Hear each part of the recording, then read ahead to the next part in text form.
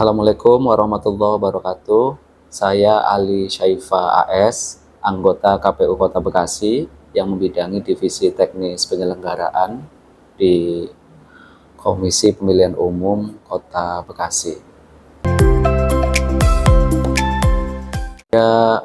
Pelaksanaan pemilu 2024 ini kan sudah berjalan sejak awal Agustus 2022 ya.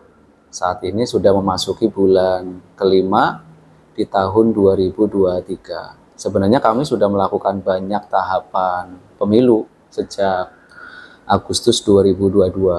Di antaranya yang sudah kami lakukan, kami sudah melakukan tahapan pendaftaran, verifikasi, dan penetapan partai politik peserta pemilu 2024. Sehingga hasilnya kan sudah diketahui ada 18 partai politik yang menjadi peserta pemilu di Kota Bekasi. Lalu kami juga sudah melakukan tahapan penyusunan, penataan, dan penetapan daerah pemilihan. Nah, itu juga outputnya masyarakat dan peserta pemilu sudah tahu. Di Kota Bekasi ditetapkan 5 daerah pemilihan yang nanti 5 daerah pemilihan itu akan menjadi arena kontestasi politik, arena edukasi politik, arena sosialisasi politik. Di luar 2 kegiatan itu, kami juga sedang melakukan tahapan penyusunan daftar pemilih. Nah, itu juga sedang berjalan. Saat ini tahapannya sudah pada penetapan daftar pemilih sementara hasil perbaikan atau DPS-HP.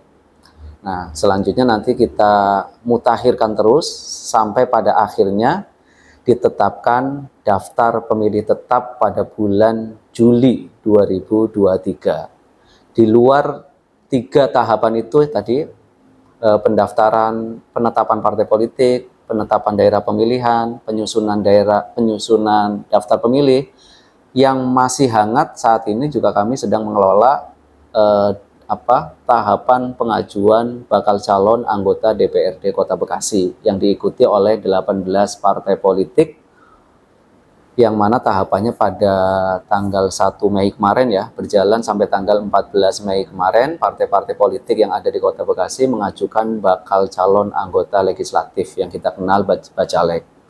Tahapan itu berakhir pada tanggal 14 kemarin, dan dari 18 partai politik itu, kalau kami rekapitulasi, ada sebanyak 843 bacalek. Nanti 843 bacalek itulah nanti yang akan menjadi calon-calon anggota legislatif yang diusung oleh partai yang akan berkontestasi bersaing dengan partai-partai bacalek dari partai-partai lainnya gitu, Mbak. Kota Bekasi ada 1 partai politik yang tidak mengajukan bacalek, yaitu Partai Garuda.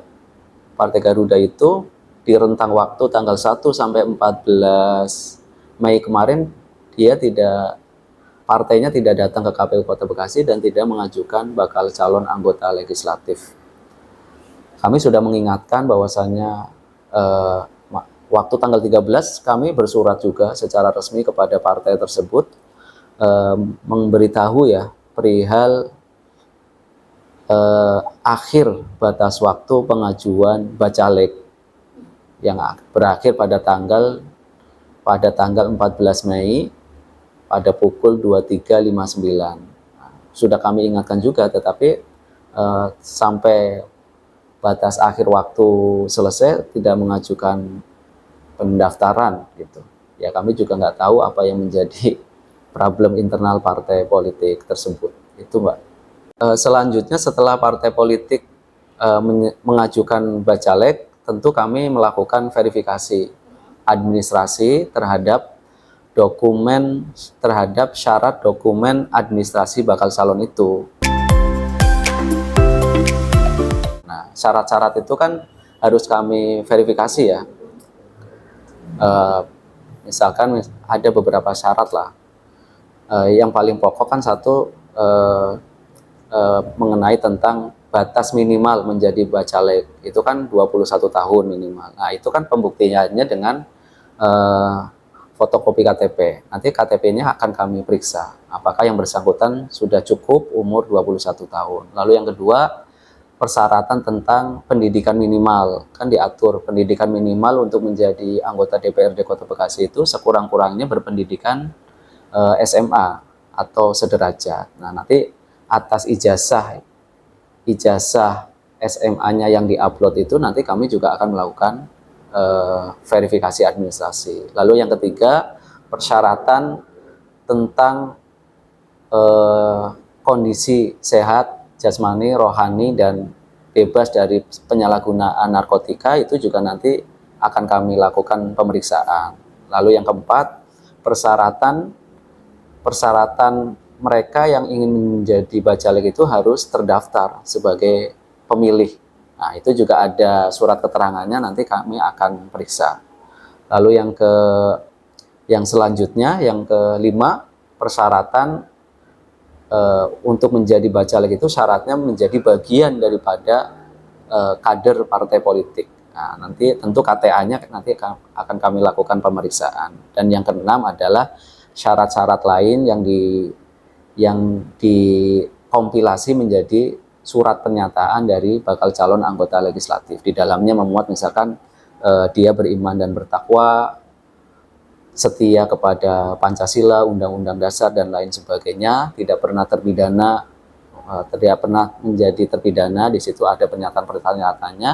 Nanti itu semuanya akan kami verifikasi kebenarannya. Kalau ujungnya hasil kebenaran verifikasinya benar, maka kami menentukan status memenuhi syarat gitu, Mbak.